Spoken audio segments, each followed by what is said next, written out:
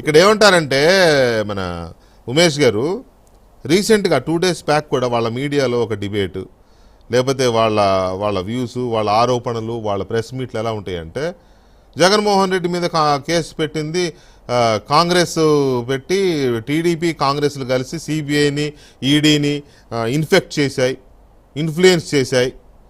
ఇప్పుడేమో ఏకంగా ఎఫ్బిఐనే TDP influence చేస్తుంది, ఇన్ఫెక్షన్ చేస్తుంది ఇప్పుడు ఎఫ్బిఐని అని మాట్లాడుతున్నారు. మరి సుప్రీంకోర్టులో వారి తరపు లాయర్లు చెప్పొచ్చుగా ఇదే మాట.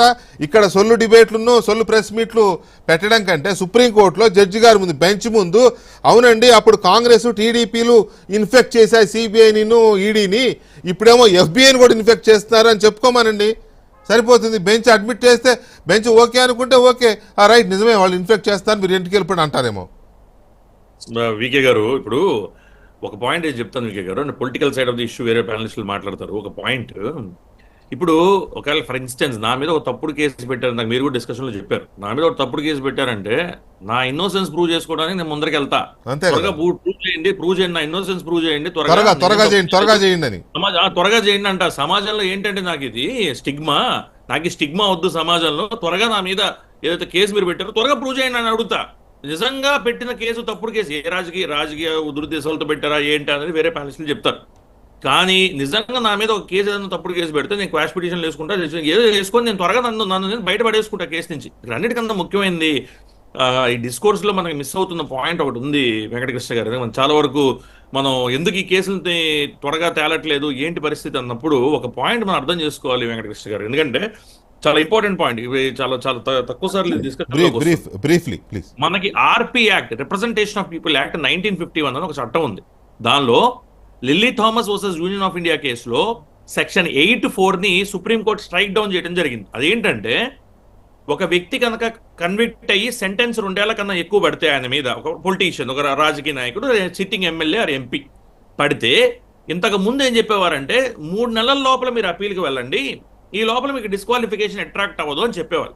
కానీ supreme court lily Thomas versus Union of India కేసులో ఇమీడియట్ గా డిస్క్వాలిఫికేషన్ జరిగిపోతుంది.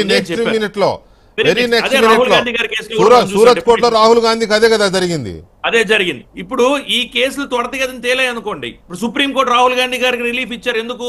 అది గుడ్ టేస్ట్ లో లేవు మీరు చేసిన కామెంట్స్, బట్ సరే ఓకే డిఫమేషన్. ఇవేంటంటే ఇవి financial frauds, economic offences, class apart offences. వీటిలో కనుక ఒకదానిలో తేలినా సెంటెన్స్ టర్మ్ ఒకవేళ 5 years వేసారు కాసేపు అనుకున్న డిస్కషన్. 8(3) ఏం చెప్తుందంటే అదే చట్టం 5 years కాదు, 5 years తో పాటు తర్వాత 6 సంవత్సరాల పాటు ఆయన కంటెస్ట్ చేయడానికి వీల్లేదు, unless that particular judgment is set aside by the appellate court.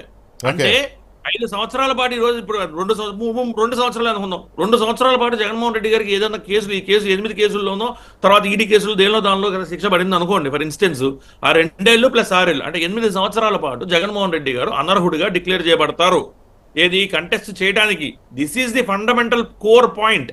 ఇవి మన రాహుల్ గాంధీ గారి కేసులో అది డెఫమేషన్ కేసు కాబట్టి సరే సూరత్ మా high court, Gujarat high court relief grant చేయనప్పటికీ సుప్రీంకోర్టు వరకు వెళ్ళారు. సరే సుప్రీంకోర్టు చేస్తే ఆయన మళ్ళీ రీఇన్స్టేట్ అయ్యారు, ఆయన మళ్ళీ కంటెస్ట్ చేసుకున్నారు, సరే అదే విషయం.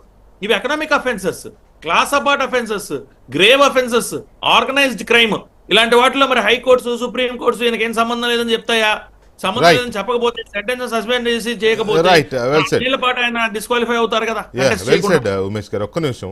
విక్రమ్ గారు, ఇందాక నేను ఉమేష్ గారిని అడిగిన క్వశ్చన్ అంటే ఆ సందర్భం ప్రస్తావన, అప్పుడు కేసేమో కాంగ్రెస్ టీడీపీలు కలిసి పెట్టి దర్యాప్తు సంస్థల్ని ఇన్ఫ్లుయెన్స్ చేశాయి లేకపోతే ఇన్ఫెక్ట్ చేశాయి అనేది పదాలు వాడుతున్నారు కదా. ఇప్పుడేమో ఎఫ్బిఐ గురించి మాట్లాడుతున్నారు ఏకంగా. సో ఇది మరి సుప్రీంకోర్టులో ఆర్గ్యుమెంట్స్ అదే